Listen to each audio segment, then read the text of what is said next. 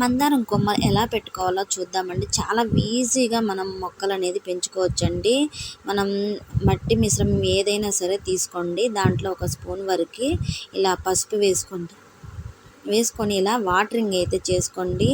Air bubbles అనేటివి ఉంటే మనకి మొత్తం కూడా పోతాయన్నమాట. పోయాక మనం ఇలా గట్టిగా ప్రెస్ చేయండి. ప్రెస్ చేశాక ఈ కొమ్మలు అనేది 2 ఇంచుల వరకు మనం ఇలా బాగా లోతుగా పెట్టుకోవాలన్నమాట.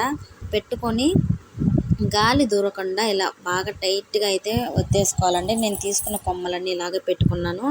మీరు ఇలా ఇసుకలో కానీ ఇలా కంపోస్ట్లో కానివ్వండి, లేదంటే మామూలు మట్లైనా సరే పెట్టుకోండి. కానీ జిగట మట్లు అయితే పెట్టుకోకండి. చూసారు కదా, ఇలా పెట్టుకున్న వాటికి మనం కొంచెం వాటరింగ్ చేసి నీడలో పెట్టేసుకోండి. మనకి 20 డేస్లో అయితే మనకి మంచిగా చిగుర్లు అయితే వస్తాయండి. ఈ వీడియో మీకు నచ్చినట్టయితే లైక్